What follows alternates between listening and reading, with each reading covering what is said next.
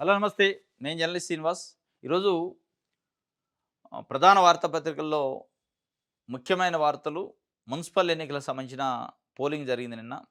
116 మున్సిపాలిటీలు, 7 కార్పొరేషన్లు.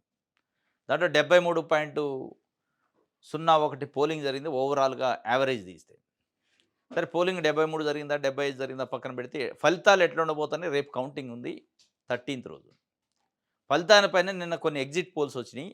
7 కార్పొరేషన్‌లో దాదాపు 5 వరకు కాంగ్రెస్ పార్టీ గెలిచే అవకాశం ఉంది. ఒక 2 బీజేపీ గెలిచే అవకాశం ఉందని. నిజామాబాద్ అండ్ కరీంనగర్ కార్పొరేషన్‌లు బీజేపీకి హోప్ ఉందని చెప్పి, మంచిర్యాల, రామగుండం, నల్గొండ ఇట్లాంటి కార్పొరేషన్‌లు ఒక 5 వరకు ఉన్నాయి. 5 కార్పొరేషన్‌లో కాంగ్రెస్ పార్టీకి అవకాశాలున్నాయి మహబూబ్‌నగర్‌తో సహా అని చెప్పి కొత్తగూడెం, మహబూబ్‌నగర్, నల్గొండ, మంచిర్యాల, రామగుండం. ఈ 5 కార్పొరేషన్‌లో కాంగ్రెస్ పార్టీ పాగా ఏసే అవకాశం ఉంది. ఒక 2 మట్టుకు బీజేపీ కాషాయ పార్టీకి అవకాశం ఉంది. ఆ 2 పెద్దయి కార్పొరేషన్‌లు. ఇక 116 మున్సిపాలిటీలలో దాదాపు 70 మున్సిపాలిటీలు 70-75 వరకు కాంగ్రెస్ పార్టీకి వచ్చే అవకాశం ఉంది. ఒక 30-40 వరకు బీఆర్ఎస్ పార్టీకి, 30-35 వరకు ఇంకొక 5, 6 బీజేపీకి కూడా వచ్చే అవకాశం ఉందని ఒక లెక్క చెప్పారు. సరే ఏదేమైనా పట్టణాల్లో జరిగిన 116 మున్సిపాలిటీలలో జరిగిన ఎన్నికల్లో ప్రధానంగా మిక్స్డ్ ఉంటారు.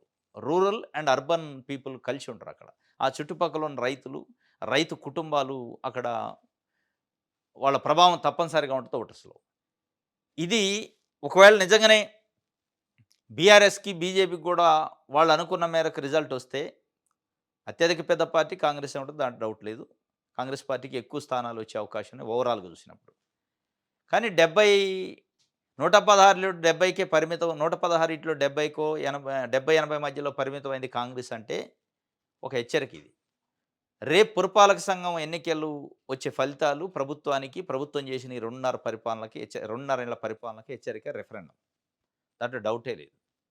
ఇదొక మినీ సంగ్రామం. Semi final. 52,00,000 మంది ఓటర్స్ ఉన్నారు ఇందులో. 52,00,000 మంది. 52,00,000 మంది ఓటర్సు ఒక నాడే కాదు. ఇది రాష్ట్రం మొత్తానికి సంబంధించిన నాడే. ఈ 116 మున్సిపాలిటీలలో ఆయా మున్సిపాలిటీలకు సంబంధించి చుట్టుపక్కల గ్రామాల ప్రజలు వాళ్ళ మ్యాండేట్ కూడా దాంట్లో ఉంటది. దీంట్లో అన్ని రకాలుంటాయి. యువత ఉంటారు, నిరుద్యోగులు ఉంటారు, ఉద్యోగులు ఉంటారు మున్సిపాలిటీలలో. దాంతోపాటు రైతులుంటారు, కూలీలుంటారు. అన్ని వర్గాల మిశ్రమమే ఈ మున్సిపాలిటీలు. అదే గ్రామాలైతే కేవలం రైతులకు సంబంధించిన అలియాడు సెక్టార్లుంటాయి. అంటే వ్యవసాయ అనుబంధ రంగాలే ఉంటాయి తప్ప, అక్కడ ఉద్యోగులు పెద్దగా ఉండరు గ్రామాలలో. అక్కడ మిగతా పారిశ్రామికవేత్తలు ఇంకా రకరకాల ఫ్యాక్టరీస్ పనిచేయవు. కానీ టౌన్‌లోకి వచ్చేటోళ్ళకి అన్ని ఫ్యాక్టరీలు పనిచేస్తాయి. ఆ చుట్టుపక్కల ఉద్యోగాలు చేసే టీచర్‌లో లేదా ప్రభుత్వ ఉద్యోగులో దాదాపు ఆ టౌన్స్‌లోనే ఉంటారు. కాస్త ఎడ్యుకేటెడ్ పీపుల్ ఉంటారు. వాళ్ళతో పాటు రైతులు కూడా ఉంటారు. ఈ అన్ని మిశ్రమాల ఫలితం కాబట్టి ఇది ప్రభుత్వానికి ఒక హెచ్చరిక అయ్యే అవకాశం ఉంది. దీన్ని హెచ్చరికగానే తీసుకోవాలి. వాళ్ళు కాషన్‌గా తీసుకోవాలి. లేదు మాకు అన్నిటికంటే ఎక్కువ వచ్చినాయి, అన్ని పార్టీల కంటే ఎక్కువ వచ్చినాయి కాబట్టి మేమే బాస్ అంటే కుదరదు. ఇది ప్రమాదం భవిష్యత్తుకి మీకు. ఇది 2028 2028లో జరగబోయే అసెంబ్లీ ఎన్నికలకి ఇది ఒక ఇండికేషన్, సూచిక. ఈ సూచికను గమనించుకోకపోతే ప్రమాదంలో కాంగ్రెస్ పార్టీ పడే అవకాశం ఉంది. ఎందుకంటే అధికారం ఉంది. 2.5 సంవత్సరాలు పరిపాలన చేశారు. అధికారం ఉన్నప్పుడు సహజంగానే లోకల్ బాడీలు అధికార పార్టీకి అనుకూలంగా ఉండాలి. ప్రజలు అనుకూలంగా ఉంటారు. అది మనం భవి గతంలో చూసినాం. ఇయన్నీ ఫ్యాక్టర్స్ పనిచేసినప్పటికీ పనిచేసే అవకాశం ఉంది. హామీలు ఇస్తే నమ్మే అవకాశం ఉంది. ప్రభుత్వంలో ఉన్నారు కాబట్టి. ఇప్పటివరకు పనిచేశారు 2.5 సంవత్సరాలు. బీఆర్ఎస్ పార్టీ పూర్తిగా పతనమైందంటున్నారు. అది చచ్చిపోయిన పార్టీ అంటున్నారు. అయినా గాని రేపు ఒక 30-40 మున్సిపాలిటీల్లో గెలిచి పాగా ఏసిందనుకో ఔట్ కాంగ్రెస్. కాంగ్రెస్ పరిస్థితి చాలా దారుణమైన పరిస్థితి ఇంకా అయ్యే అవకాశం ఉంది. యాంటీ ఇన్‌కమెన్స్ వచ్చే అవకాశం ఉంది. ఉమ్మడి రంగారెడ్డి జిల్లాలో ఉన్న కౌన్సిలర్‌లయితే కార్పొరేటర్లలో సగానికి సగం బీఆర్ఎస్, సగం కాంగ్రెస్ గెలిచే అవకాశం ఉందని నిన్న కొన్ని పల్స్ చెప్తున్నాయి. ఉమ్మడి రంగారెడ్డి, ఉమ్మడి హైదరాబాద్ జిల్లాలనే బీఆర్ఎస్‌కి ఎక్కువ స్థానాలు, ఎమ్మెల్యే స్థానాలు గతంలో జరిగిన అసెంబ్లీ ఎన్నికల్లో వచ్చినాయి. గడిచిన ఎన్నికల్లో. అంటే ఆ రోజు ఏదుందో ఈ రోజు కూడా బీఆర్ఎస్ అట్లే ఉంది. ఏం మార్పు రాలే. కాంగ్రెస్ పార్టీ ప్రభావం గాని, పరిపాలన ప్రభావం ఎక్కడ పడినట్టే కదా దాని అర్థం. దీన్ని బట్టి మీరు గమనించుకోవాలి. ఇప్పుడు మీకు కాంగ్రెస్ పార్టీకి ఖమ్మం, ఉమ్మడి వరంగల్, ఉమ్మడి నల్గొండ, ఉమ్మడి మహబూబ్‌నగర్ జిల్లా. ఈ 4 జిల్లాల్లో దాదాపు 100 సీట్ల దగ్గరలో వచ్చినాయి. మెజారిటీ సీట్లు అక్కడనే వచ్చినాయి. ఇదే సారీ ఈ 50 సీట్ల వరకు 48 సీట్లు అనుకుంటా. 48 సీట్లు అక్కడే వచ్చినాయి. వచ్చింది 63 సీట్లయితే ఈ 48, 50 సీట్లు అక్కడి నుంచి వచ్చిన ఆంధ్ర జిల్లా క్లీన్ స్వీప్ చేశారు కాంగ్రెస్ పార్టీ. ఇప్పుడు ఆ 4 జిల్లాల్లో వ్యతిరేకత రావడంతో పాటు బీఆర్ఎస్ గెలిచిన దగ్గర కూడా కాంగ్రెస్ ఇంప్రూవ్ కాలే. గడిచిన అసెంబ్లీ ఎన్నికల్లో బీఆర్ఎస్ స్థానాలు ఏడైతే హైదరాబాదు, ఉమ్మడి రంగారెడ్డి, ఉమ్మడి హైదరాబాద్ జిల్లా, నిజామాబాదు, ఆదిలాబాదు, మెదక్ జిల్లాల్లో ఎట్లయితే అక్కడక్కడ కొన్ని స్థానాలు గెలిచిందో, హైదరాబాద్‌లో 15 స్థానాలు గెలిచిందో, అక్కడెక్కడా కూడా కాంగ్రెస్ పార్టీ పుంజుకోలేదు. పుంజుకునే అవకాశాలు కూడా కనిపియట్లే. వాళ్ళకి వన్ సైడెడ్‌గా వచ్చిన 4 జిల్లాల్లో వ్యతిరేకత స్టార్ట్ అయింది. బీఆర్ఎస్ పార్టీకి వచ్చిన దగ్గర, బలం వచ్చిన దగ్గర అక్కడ కూడా కాంగ్రెస్ ఇంప్రూవ్ కాలేదు. వీటన్నిటిని ఒక హెచ్చరిక తీసుకోకపోతే ఇబ్బందయితది. గట్టిగానే పోటీచ్చాం. కాంగ్రెస్‌కి ఈజీ ఏం కాదు. పోలింగ్ సరళిపై బీఆర్ఎస్ పోస్ట్ మార్టం. కనీసం 40 మున్సిపాలిటీల విజయ అవకాశాలపై ధీమా. 3 కార్పొరేషన్ల కాంగ్రెస్ గట్టి పోటీగా ఇచ్చినట్టు అంచనా. కార్పొరేషన్‌లో ఒకటి కూడా వచ్చే పరిస్థితి లేదు బీఆర్ఎస్‌కి. ఓ 30-40 మధ్యలో మున్సిపాలిటీలు వచ్చే అవకాశం ఉంది తప్ప కార్పొరేషన్‌లో బీజేపీకి అవకాశం ఉంది. పోటీ అయితే గట్టిగానే ఇచ్చినాం. కాంగ్రెస్ పార్టీకి ఈజీ ఏం కాదు అనే ఒక మెసేజ్ అయితే ఇచ్చారు. ఫలితాలపై కాంగ్రెస్ పార్టీ అయితే ధీమాగా ఉంది. దాంతోపాటు మహానగరాన్ని 3 కార్పొరేషన్లుగా నిన్న విభజించారు. హైదరాబాదు అంటే జీహెచ్ఎంసీ, సైబరాబాదు, మల్కాజిగిరిగా. 3 కార్పొరేషన్ల స్పెషల్ ఆఫీసర్‌గా జయేష్ రంజన్, కమిషనర్లు కర్ణంద్, వినయ్ కృష్ణారెడ్డి, సృజన బాధ్యతలు స్వీకరణ. జీహెచ్ఎంసీ ఎన్నికలు కూడా చాలా ప్రమాద హెచ్చరిక కాంగ్రెస్ పార్టీకి. జీహెచ్ఎంసీ పరిధిలో ఉన్న మెజారిటీ ఎమ్మెల్యే సీట్లు బీఆర్ఎస్ గెలిచింది. దాని తర్వాత ఎంఐఎం గెలిచింది. కాంగ్రెస్ పార్టీ లేదు అసలు ఇక్కడ. అక్కడి నుంచి 2.5 సంవత్సరాలు పరిపాలన చేశాక కూడా బీఆర్ఎస్‌ని కదిలించలేని పరిస్థితి ఇప్పటికి కూడా ఉందా అని అనుమానం వస్తుంది. బీఆర్ఎస్‌కి ఆ రోజు ఏది ఉందో ఈ రోజు కూడా అదే మ్యాండేట్ ఉంటదా అనే ఒక అనుమానం వస్తుంది. మరి దాన్ని దృష్టిలో పెట్టుకున్నా గానీ 3 ముక్కలు చేశారు జీహెచ్ఎంసీని. ఒకటి జీహెచ్ఎంసీ అంటే కంప్లీట్‌గా ఎంఐఎం ప్రాతినిధ్యం ఎక్కువ ఉండే ఏరియాని ఒక సెపరేట్ చేసేశారు. దాంతోపాటు సైబరాబాద్ అని పెట్టారు. అక్కడ ఆంధ్ర సెటిలర్స్ ఎక్కువ ఉంటారు. బిజినెస్ మ్యాన్స్ ఎక్కువ ఉంటారు. అక్కడ ఏమన్నా కాంగ్రెస్ పార్టీకి అనుకూలంగా ఉండే అవకాశం ఉంది అనే దాన్ని ఒక చీలిక చేశారు. మల్కాజ్గిరి అని ఒకటి చేశారు. దాంట్లో తెలంగాణకు సంబంధించి మహబూబ్ నగరు, నల్గొండ ఈ ప్రాంతాలు, నిజామాబాదు ఈ ప్రాంతాల నుంచి వచ్చి అక్కడ సెటిల్ అయిన పీపుల్ ఉంటారు. ఈ మూడిటిని 3 ముక్కలు చేశారు. ఈ 3 ముక్కల్లో అయినా ఏమన్నా విజయం సాధించొచ్చని ఒక దానికోసం చేశారనేది ఒక చర్చ నడుతుంది. ఇది కూడా మరి ఫలించిద్దా? లేదంటే ఇది కూడా బోల్తా కొట్టిద్దో తెలీదు గానీ, నిన్నటి నుంచి అంటే పాత జీహెచ్ఎంసీ కార్పొరేటర్ల పదవీ కాలం అయిపోయింది. ఆ పాలకవర్గాన్ని. వెంటనే 3 ముక్కలయిపోయింది.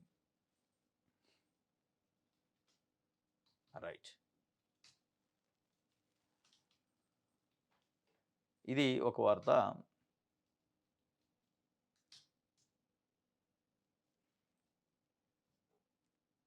రైట్.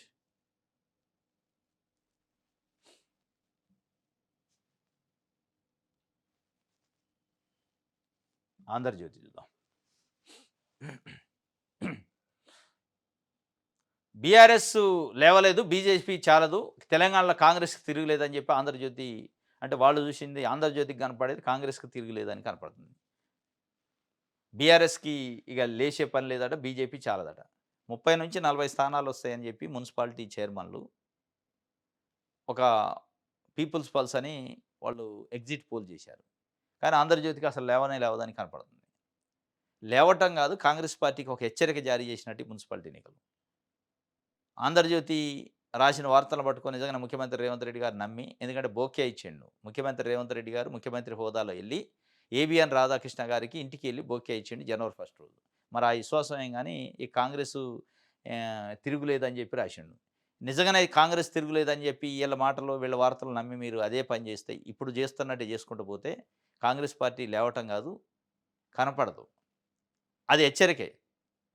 ఎందుకంటే ఇప్పుడు చేస్తున్న ప్రజలపైన పరిపాలన పైన ప్రజల్లో చాలా అనుమానాలున్నాయి. అసంతృప్తి ఉంది. దాన్ని పోగొట్టాలంటే ఇప్పటి నుంచైనా సెట్ రైట్ అవ్వాలి మీరు. ఇది ఒక వార్త. అయితే అస్తం హవా ఉందట. 70% మున్సిపాలిటీల్లో కాంగ్రెస్ ఆధిక్యానికి అవకాశం. 70% ఉండొచ్చు. మిగతా 30%, 40%, 35% బీఆర్ఎస్ స్పేస్ వచ్చిందంటే చాలు వాళ్ళకది. ఇంక అక్కడ దొరికినట్టే, మెట్టు దొరికినట్టే పైకెక్కడానికి. కాంగ్రెస్ పార్టీ ఇంకో 2.5 సంవత్సరాలు ఇదే పద్ధతిలో పరిపాలన చేస్తే ఇప్పుడు 70% కాస్త 50కి పడిపోయినా ఆశ్చర్యం లేదు.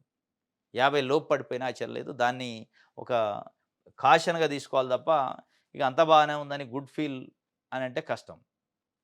హైడ్రాకున్న అధికారం ఏమిటి? నోటీసులు ఇవ్వకుండా కూల్చేస్తారా? ఆక్రమణే అయినా నోటీసులు ఇవ్వాలి. హైడ్రా ఏకపక్షంగా కూల్చొద్దు. ఎంఏయుడి ఆధీనంలోనే హైడ్రా పనిచేయాలని హైకోర్టు స్పష్టంగా ఇప్పటికే పదే పదే చెప్పింది. హైడ్రా మీకున్న అధికారం ఏంది? అసలు మీరు చేస్తుంది చట్ట వ్యతిరేకమైన కార్యక్రమాలు ఎందుకు చేస్తున్నారు? నోటీసులు ఇవ్వకుండా ఎట్లా కూలుస్తారు? దట్టు గుడిసెలు కూలుస్తున్నారు, బంగళాలు వదిలేస్తున్నారు. పేదోడి నోట్లో మట్టి కొడుతున్నారు, పెద్దోడికేం కాపలా కాస్తుంది హైడ్రా అని చెప్పి హైకోర్టే చెప్పింది స్పష్టంగా. హైకోర్టు వ్యవహరిస్తున్న తీరు అట్లే ఉంది. పెద్దల ఆస్తులకు కాపలాగా పేదల ఆస్తిని దోచుకునేలాగుంది. మధ్యతరగతి వ్యక్తులు ఇదే హెచ్ఎండినో, జిహెచ్ఎంసీనో, రెరానో ఇచ్చిన పర్మిషన్లు బేస్ చేసుకొని కన్‌స్ట్రక్షన్ అయిన బిల్డింగ్‌లు కొంటే, ఆ బిల్డింగ్‌ని నిర్దాక్షిణ్యంగా నోటీస్ ఇవ్వకుండా కూలుస్తున్నారు. ఇప్పుడు హైడ్రా కూల్చిన కూల్చివేతల్లో అక్రమ కబ్జాల కంటే సక్రమ మార్గంలో కొనుక్కున్న బిల్డింగ్‌లే ఉన్నాయి ఎక్కువ. మధ్యతరగతి ప్రజలు రియల్ ఎస్టేట్ వాళ్ళ దగ్గరనో, బిల్డర్స్ దగ్గరనో కొనుక్కున్నయి ఉన్నాయి ఈఎంఐలు పెట్టుకొని. ఆ కొనుక్కోవడానికి కారణమైన అనుమతులు ఎవరిచ్చారంటే హెచ్ఎండీ ఇచ్చింది, జిహెచ్ఎంసీ ఇచ్చింది. అరే మా దగ్గర అనుమతులు ఉన్నాయి, రిజిస్టర్డ్ డాక్యుమెంట్స్ ఉన్నాయంటే వాటిని తీసి పక్కనేసి మట్టి కిందేసి బుల్డోజర్‌తోని కూలుస్తుండు హైడ్రా రంగనాథ్. ఇదే హైడ్రా రంగనాథ్‌ని కమిషనర్‌ని పదే పదే హైకోర్టులు తిట్టింది. కోర్టుకి పిలిపించింది. అయినా మార్పు లేదు. పేదోళ్ళ దగ్గరికే పోద్ది ఆ బుల్డోజరు. పెద్దల దగ్గరకు పోతే ఆ బిల్డింగ్ కూల్చడానికి ఆ బుల్డోజర్‌కి శక్తి సరిపోవట్లే. అసలు బుల్డోజర్ అక్కడి దాకా పోదు. దీనిపైన హైకోర్టు హైడ్రాకి అసలు మీకున్న అధికారం ఏంటి? నోటీసులు ఇవ్వకుండా కూల్చడం ఏంది? రాజ్యాంగ వ్యతిరేక పనులు చేయటం ఏంది? అసలు మీరేమనుకుంటున్నారని అడిగింది. ఆ కొద్దిసేపే తర్వాత మర్చిపోతారు. రైట్. ఇది ఒక వార్త.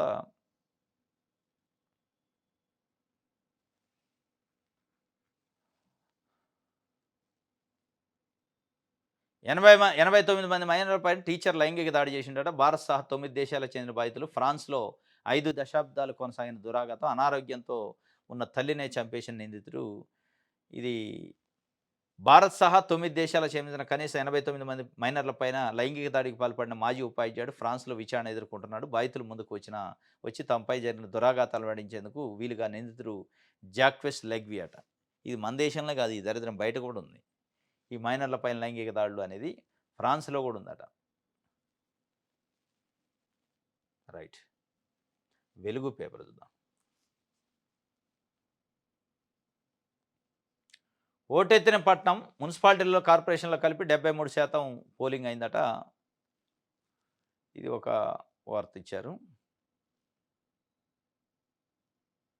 రైట్. ఇది అమెరికా ట్రేడ్ డీల్‌తో భారత్‌కు నష్టము. ట్రంప్ ముందు మోదీ మోకరిల్లారు. భారత మాతను అమ్మేశారు. సిగ్గుపడాలి. రైతుల ప్రయోజనాలు తాకట్టు పెట్టారు. వ్యవసాయ, టెక్స్‌టైల్స్ రంగాలు నష్టపోతాయి. అమెరికా టారిఫ్‌లు 18%కి పెంచితే మన టారిఫ్‌లు 0 తగ్గింపా? దేశంలో ఏ ప్రధాని ఇలాంటి నిర్ణయం తీసుకోలేదు. లోక్సభలో బడ్జెట్‌పై చర్చలో ప్రతిపక్ష నేత రాహుల్ గాంధీ ఫైర్ అయ్యారు వాస్తవంగా. చాలా సుదీర్ఘమైన ప్రసంగం చేసిండు రాహుల్ గాంధీ నిన్న లోక్సభలో ప్రతిపక్ష నాయకుడిగా. అమెరికా ట్రేడ్ డీల్ భారతదేశంతోనే అమెరికాతోని భారతదేశం చేసుకున్న ట్రేడ్ డీల్ పైన చాలా అంశాలు చెప్పారు. దాంట్లో ప్రధానంగా ఆయన ఆరోపిస్తున్న మాట, భారతదేశాన్ని నరేంద్ర మోడీ ప్రభుత్వం అమ్మేసింది. తాకట్టు కాదు, అమ్మేసింది. అమెరికాకి అమ్మకం చేసింది భారతదేశాన్ని.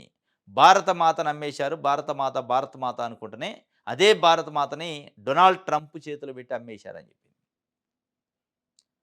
ఇప్పుడు ఏదైతే 25% సుంకాలు తగ్గించిండు డొనాల్డ్ ట్రంప్, చాలా అద్భుతం చేసిండు నరేంద్ర మోడీ అని చెప్పి చెప్తున్నారు కదా, అది తప్పు. ఈ 25% సుంకాల తగ్గింపు వెనక పెద్ద కుట్ర ఉంది. భారతదేశానికి సంబంధించిన 70% మంది వ్యవసాయ రంగం పైన ఆధారపడిన వ్యవసాయదారుల్ని, రైతులను తాకట్టు పెట్టిండు ట్రంప్ చేతిలో, అమ్మేసిండు. అంటే యుఎస్ఏలో, అమెరికాలో పండుతున్న వ్యవసాయ పంటలు, ఉత్పత్తుల్ని బేషరతుగా దిగుమతి చేసుకోవాలట భారతదేశం. ఆ ట్రేడ్ డీల్ అది. అందుకే ఆయన అమ్మేశారన్న.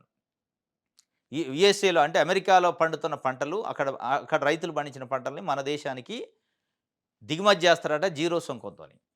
₹1 సుంకం లేదు. బేషరతుగా, కండిషనల్‌గా తప్పనిసరిగా చేసుకోవాలి దిగుమతి.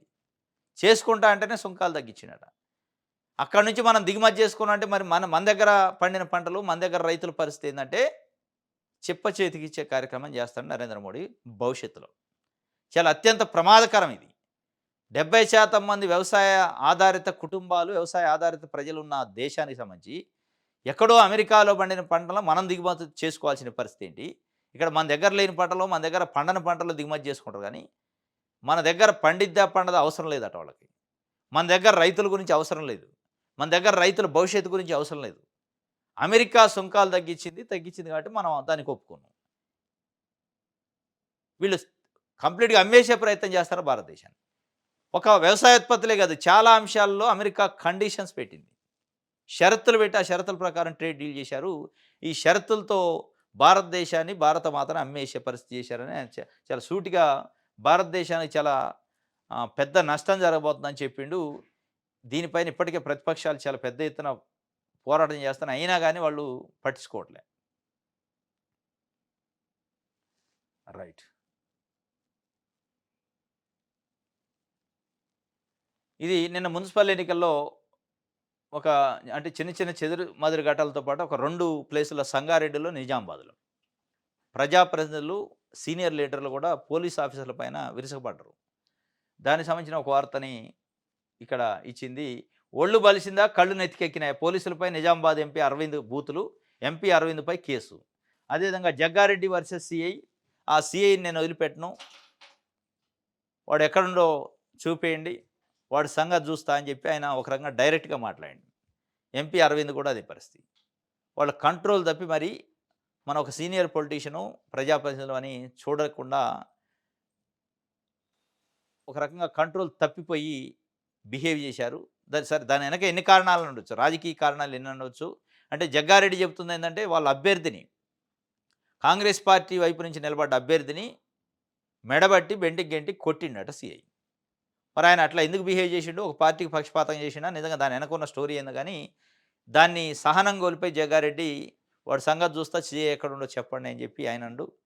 ఎట్ ద సేమ్ టైమ్ నిజామాబాద్‌లో కూడా అభ్యర్థిని బయటికి పంపిండట ఒక పోలీస్ ఆఫీసరు. దానిపై నిజామాబాద్ ఎంపీ కూడా చాలా గరం అయిండు. ఈ 2 ఘటనలు తప్ప మిగతా అంతా యాజ్ యూజువల్‌నే జరిగింది. పోలింగ్‌లో ఎక్కడ కూడా పెద్దగా రిగ్గింగ్‌లో, గొడవలో అదైతే జరగల పెద్ద ఎత్తున. రైట్. ఇది ఒక వార్త. దిశ పేపర్ చూద్దాం.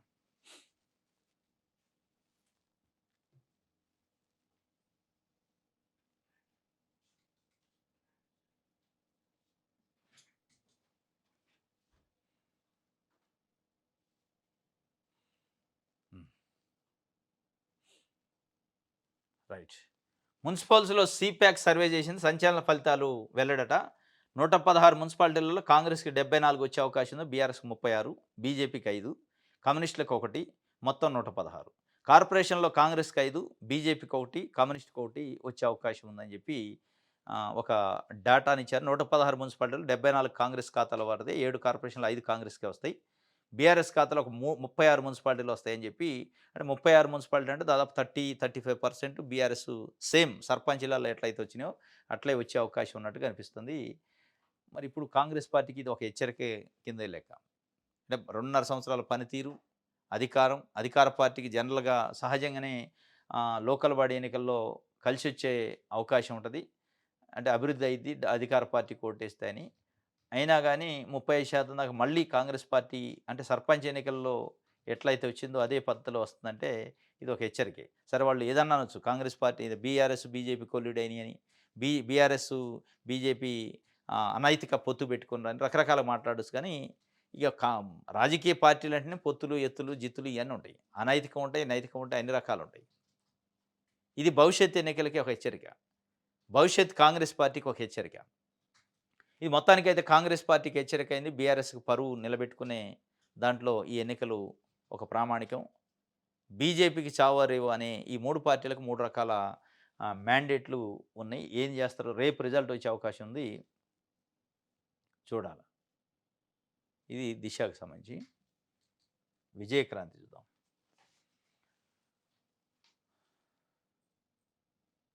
రైట్.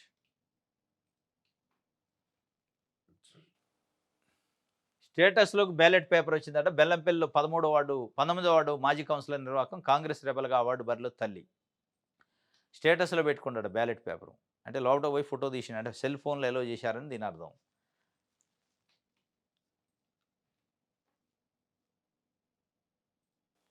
రైట్. తండ్రి కోసం విదేశాల నుంచి వచ్చి ఓటేసిందట. నెల రోజుల ముందుగానే విమాన టికెట్ బుక్ చేసుకొని తండ్రి కోసం వచ్చి ఓటేసింది ఒకామె. ఇది కొమరంభీం ఆసిఫాబాద్ జిల్లా కేంద్రంలో బుధవారం జరిగిన మున్సిపల్ ఎన్నికల్లో తన తండ్రికి మద్దతుగా ఓటు హక్కు వినియోగించుకోవడానికి లండన్ నుంచి ఓ యువత స్వదేశానికి చేరుకుంది.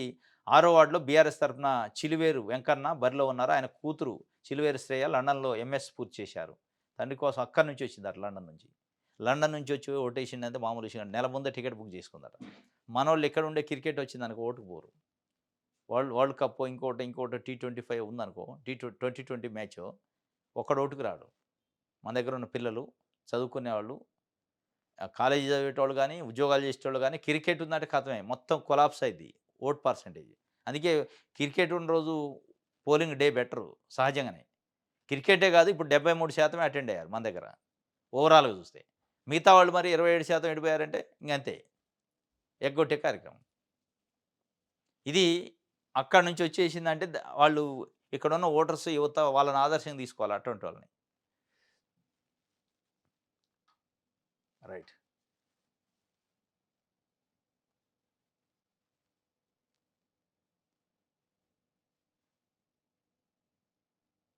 రైట్. ఇది హ్మ్. విజయక్రాంతికి సంబంధించి. ఇది ఈరోజు న్యూస్ అనలిస్ట్. రేపు తాజా వార్తలతో తిరిగి కలుసుకుందాం. Thank you.